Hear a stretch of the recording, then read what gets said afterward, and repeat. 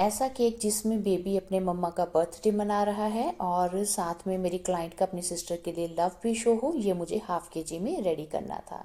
Hello everyone, आप सभी का स्वागत है आपके अपने ही channel cake for you by Yashika में। तो चलिए इस थीम के लिए एक बढ़िया सा केक बनाना शुरू करते हैं। तो यहाँ पर सबसे पहले मुझे एक फॉन्डेंट का टॉपर बनाना था, जिसमें मुझे एक छोटा सा क्यूट सा बेबी बनाना था, जिसने कि ना अपने हैंड्स में केक को होल्ड कर रखा है। यानी ये दिखना चाहिए कि जो बेबी है वो अपनी मम्मा के लिए ना बर्थडे केक लेके बैठा है।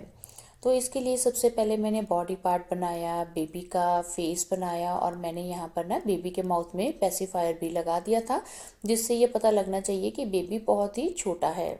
सो आप साथ ही साथ वीडियो में देखते जाएंगे, आपको ये पता लगता जाएगा कि मैं किस तरीके से ये टॉपर रेडी कर रही हूँ।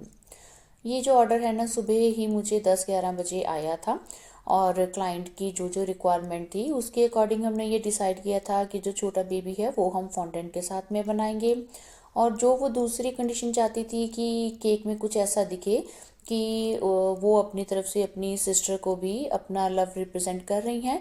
सो लकीली उसके अकॉर्डिंग ना मेरे पास एक टॉपर अवेलेबल था, तो आज मैंने उसका भी यहाँ पर यूज़ किया।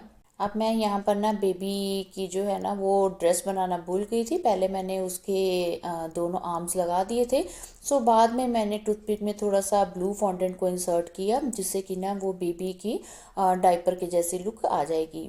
और साथ में आप देखिए मैंने थोड़ा सा यहाँ पर छोटा सा ना रेड पीस लेकर फॉन्डेंट का उसके ऊपर वाइट फॉन्डेंट को रोल किया है, और जिससे कि वो एक केक की लुक में नज़र आए, और उसके ऊपर एक छोटी सी कैंडल भी लगा दी है। सो लास्ट में मुझे लगा कि एक बिप भी लगाना चाहिए बेबी को, इसलिए मैंने एक बिप बनाकर वो भी बेबी के नेक पर लगा दिया है। और साथ में मैंने कुछ फॉन्डेंट से रेड स्टार्स भी कट कर लिए थे, और इतने टाइम में जितना मुझे समझ आया मैंने उसी हिसाब से ये जो फॉन्डेंट टॉपर है रेडी कर दिया था। सो टॉपर को मैंने एयर ड्राई होने के लिए छोड़ दिया था, और इस दौरान मैंने इस केक पर काम शुरू कर दिया था। पहले तो मुझे समझ नहीं आ रहा था कि मुझे पहले केक को रेडी करना चाहिए या मैं टॉपर को रेडी करूं, समझ नहीं आ रहा था। फिर मुझे लगा कि केक का काम करना तो इजी है, मुझे जो ज़्यादा टाइम लगेगा वो टॉपर को रेडी करने में लगेगा, इसलिए पहले मैंने फॉन्डेंट टॉपर रेडी किया, फिर मैंने केक का काम शुरू किया। तो ये देखिए ये जो केक है ये हाफ केजी मुझे बनाना था विद फ्रेश फ्रूट फिलिंग। सो इसके लिए यहाँ पर मैंने 100 ग्राम के लगभग ये फ्रेश फ्रूट्स लिए हैं, और इसको मुझे केक की एक ही लेयर में फिल करना है, क्योंकि हमने अपने स्पॉन्ज में से सिर्फ 2 ही लेयर्स कट की हैं, और मैंने 6 इंच का टिन साइज यूज़ किया था ये स्पॉन्ज बेक करने के लिए। सो केक की क्रम कोटिंग कंप्लीट करने के बाद में मैंने आधा घंटा इसको फ्रिज में रखा, फिर उसके बाद में मैंने इसकी फाइनलाइजिंग को स्टार्ट किया था। सो फाइनलाइजिंग करने के लिए जो कलर कंट्रास्ट थे एक्रेलिक टॉपर से मैच करते ही यूज़ किए थे, क्योंकि मैंने आपको बताया था कि मुझे एक ऐसा टॉपर भी ऊपर लगाना था जिसमें 2 सिस्टर्स दिखाई दें। तो यहाँ पर मैंने सबसे पहले पिंक कलर के साथ में इस केक की फाइनलाइजिंग को कंप्लीट कर दिया। फिर उसके बाद में अब केक पर कुछ और डिज़ाइन बनाना था मुझे क्रीम के साथ में। सो मैंने यहाँ पर ना सबसे पहले स्वर्ल का डिज़ाइन बना दिया था, जैसे केक के टॉप पार्ट पर, वैसे ही आज मैंने केक की साइड वॉल्स पर भी ये स्वर्ल का डिज़ाइन बना दिया था। फिर उसके बाद में सेकंड कलर जो है वो मैंने जेड कलर यूज़ किया है।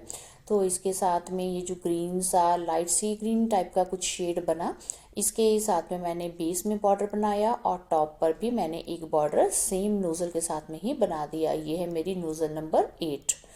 तो ये ही काम था जो मुझे क्रीम के साथ में करना था। अब शाम को केक डिलीवर करने तक मेरा केक जो है वो अच्छे से चिल्ड हो चुका था, और अब बस क्लाइंट को ये केक डिलीवर करने से जस्ट कुछ टाइम पहले ही मैंने इसके ऊपर सारे टॉपर्स लगाए थे।